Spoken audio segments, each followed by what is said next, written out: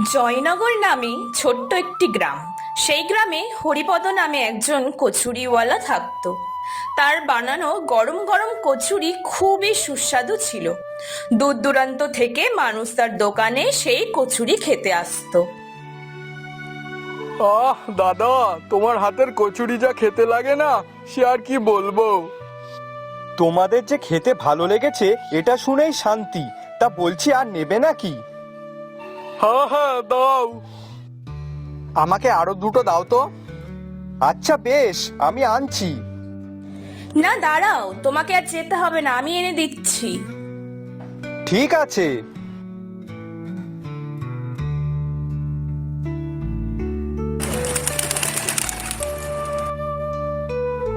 দাদা, কত হলো?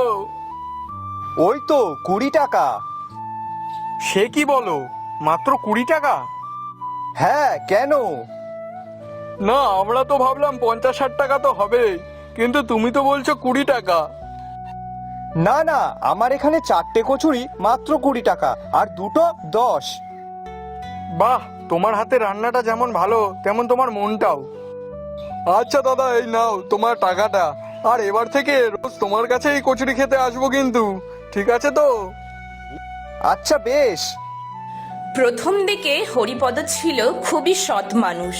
সে কম লাভে ভালো মানের কচুরি বিক্রি করত, তাই গ্রামের সবাই তাকে খুব ভালোবাসতো। কিন্তু সময়ের সঙ্গে সঙ্গে হরিপদর মনে লোভের জন্ম নিল। একদিন সে ভাবল, আচ্ছা, এই যে এতগুলো মানুষ আমার দোকানে আসে, যদি একটু কম ডাল দিই, একটু কম তেল ব্যবহার করি, আর দামটাও যদি একটু বাড়িয়ে দিই, তাহলে তো অনেক বেশি টাকা পাবো আর অনেক লাভও হবে আমার। কি গো, কি ভাবছো এত?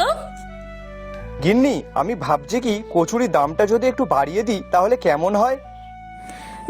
ভালোই হবে, তাহলে আমাদের একটু লাভও হবে। ওই জন্যই বলছিলাম, তাহলে গিন্নি কাল থেকেই দামটা একটু বাড়িয়ে দিই, কি বলো? ঠিক আছে, তবে বেশি আবার বাড়িও না যেন। সেই দিন থেকেই সে কচুরির আকার ছোট করতে শুরু করলো। ভেতরের ডালও কম দিতে লাগলো, আর দামটাও এদিকে বাড়িয়ে দিল। দাদা, আমাকে 4টে কচুরি দাও তো। হ্যাঁ, অবশ্যই। নিতাই, আরো 8 টাকা দিবি। কেন, 20 টাকা তো। না, এখন কচুরি 7 টাকা করে দিয়েছি তো। সে কি, কবে দিয়ে? এই তো কাল থেকে। ও আচ্ছা, বেশ, এই নাও বাকি টাকাটা।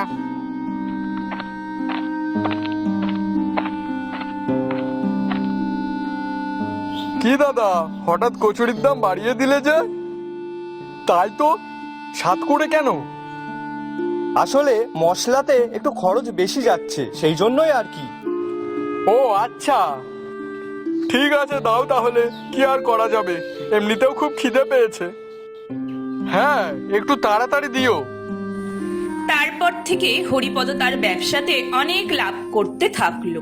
তাই একদিন রাত্রে, আহ গিন্নি, কি বুদ্ধিটাই না করেছি, এখন আগের চেয়ে দ্বিগুণ লাভ হচ্ছে। শোনো, বেশি লোভ কিন্তু ভালো নয়। তুমি দাম বাড়িয়েছো সেটা না হয় ঠিক ছিল, কিন্তু কচুরির সাইজটা কেন ছোট করলে? এতে তো লোক ঠকানো হবে। আরে কিছুই হবে না, কেউ কিছুই বুঝতে পারবে না। সেটা তোমার মনে হচ্ছে, কিন্তু যারা প্রতিদিনই খায় তারা জানে, তারা তো সব ঠিকই বুঝে যাবে তখন। তুমি এইসব বোঝো না, ব্যবসা করতে হলে একটু চালাকি করতে হয়। এইভাবে 1 মাস কেটে গেল। একদিন গোপাল নামে এক গরিব কৃষক হরিপদ দোকানে কচুরি কিনতে এলো। কচুরি হাতে নিয়ে সে অবাক হয়ে বলল, হরিপদ, তুই আগে তো বেশ ভালোই বড় বড় কচুরি বানাতিস, তাই এখন এত ছোট হলো কেন? কোথায় ছোট, একই তো আছে। এটাকে তুই একই বলছিস? আগে 4টে কচুরি খেলেই পেট ভরে যেত, আর দামও কম ছিল, কিন্তু এখন তার কিছুই নেই। তুই যেমন কচুরির দামটা বাড়িয়েছিস, তেমন কচুরির সাইজটাও আগের দিয়ে ছোট করেছিস। খেতে হলে নাও আর না হলে যাও, অত যাচাই করতে হবে না তোমার। এটা কিন্তু তুই ঠিক করছিস না। তোমাকে অত ভুল ঠিক শিখাতে হবে না, তুমি যাও এখান থেকে।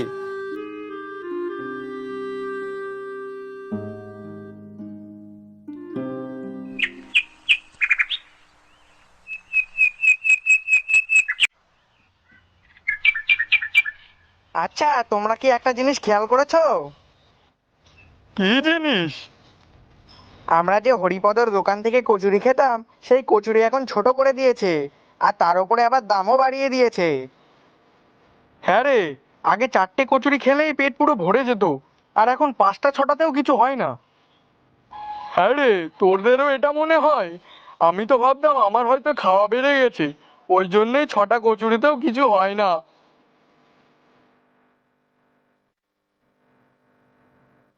আরে গোপাল দাদা, এদিকে আসো, এদিকে আসো, শুনে যাও। কোথায় গেছিলে? আর বলিস না, ওই হরিপদর দোকান থেকে আসলাম। কি, কচুরি খেতে গেছিলে নাকি? আর খাওয়া, হরিপদ এখন যা লোক দেখানো কাজ শুরু করেছে, সে আর কি বলবো, তাই নিয়েই তো ঝামেলা করে আসলাম এখন। বাহ, বেশ করেছো। আমরাও এখন এই বিষয় নিয়ে আলোচনা করছিলাম। ভাবছি কি এবার থেকে ওই হরিপদদার দোকানে আর খেতেই যাব না। হ্যাঁ দাদা, ঠিক বলেছো। তাছাড়া ওই হরিপদ দাদা কচুরির দামটাও খুব বাড়িয়ে দিয়েছে।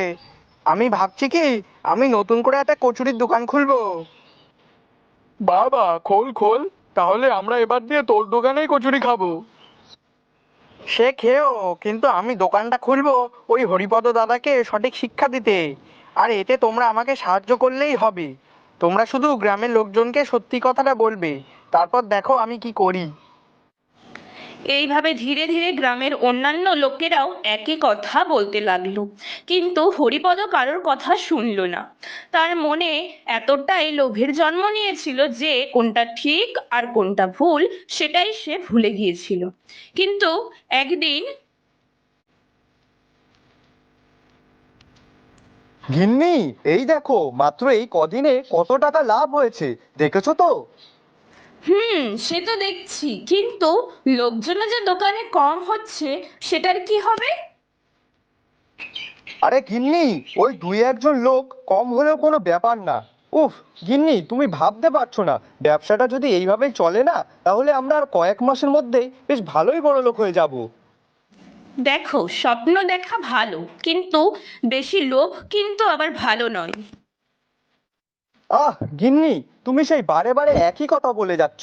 ধুর, তোমারে বলা মানেই ফাও।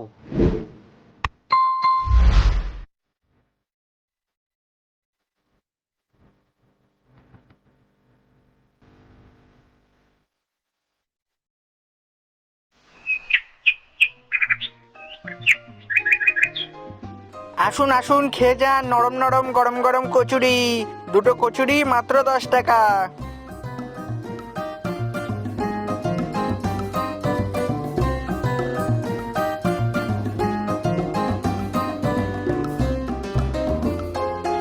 এই কি রে, কি ব্যাপার তোর? হ্যাঁ, তুই হঠাৎ কচুরির দোকান দিলি কেন রে? ও মা, আমার দোকান দেওয়ার ইচ্ছা হয়েছে তাই দিয়েছি। এতে তোমার অসুবিধা হচ্ছে কেন?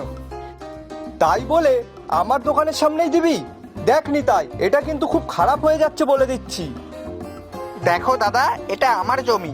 আমি আমার জমিতে দোকান দিচ্ছি, তাতে তো তোমার কোনো কিছু বলার অধিকার থাকে না। যাও গিয়ে নিজের কাজ করো।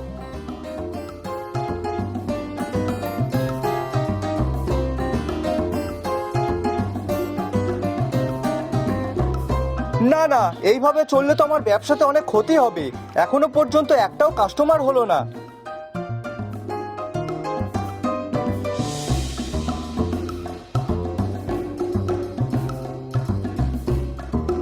আরে কাকা, আজকে আর কচুরি খাবে না?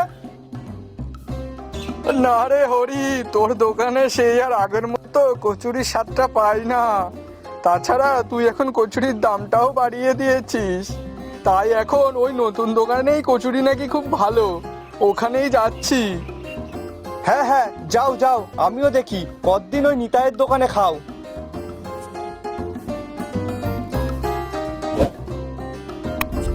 দেখতে দেখতে নিতাইয়ের নতুন দোকানের সামনে লম্বা লাইন পড়ে গেল, আর ওদিকে হরিপদর দোকান পুরো ফাঁকা। সারাদিন বসে থেকে সে একটাও কচুরি বিক্রি করতে পারল না। আজকে শুধুমাত্র নিতাইয়ের জন্যই আমার দোকানে কোনো খরিদ্দার হয়নি। আমার যে কি রাগ হচ্ছে না, সে আর কি বলি। রাগ করে তো কিছুই হবে না। তাছাড়াও তুমি কি জানো কেন আজ তোমার দোকানে লোক নেই? কেন? কারণ লোভ মানুষের চোখ অন্ধ করে দেয়। তুমি বেশি লাভের আশায় মানুষের বিশ্বাস হারিয়েছো। শোনো, টাকা হারালে আবার পাওয়া যায়, কিন্তু বিশ্বাস যদি একবার হারাও সেটা পাওয়া খুবই কঠিন। গিন্নি, আমার আজকে অনেক লস হয়ে গেছে। আমি কি করি বলো তো? এইভাবে চললে তো আমার ব্যবসাটাও বন্ধ হয়ে যাবে। কি আবার করবে? আগের মতো ভালো কচুরি বানাতে শুরু করো, দামও কমিয়ে দাও, আর যারা দোকানে আসতো তাদের কাছে ক্ষমা চেয়ে নাও। তাতে কি আদৌ ঠিক হবে? ঠিক হতে তো সময় লাগবে, কারণ তুমি যে মানুষের বিশ্বাস হারিয়েছো, আর সেটা পেতে যে তোমার সময় লাগবেই। আর তারপর দেখবে সব ঠিক হয়ে যাবে আস্তে আস্তে। ঠিক বলেছ গিন্নি, আমি কালকেই সবার কাছে ক্ষমা চাইবো, আর আবারও আগের মতোই ব্যবসাটা করব। প্রথমে মানুষ তাকে বিশ্বাস করেনি, কিন্তু কয়েক মাস ধরে তার সততা দেখে গ্রামের লোকজন আবার তার দোকানে আসতে শুরু করলো।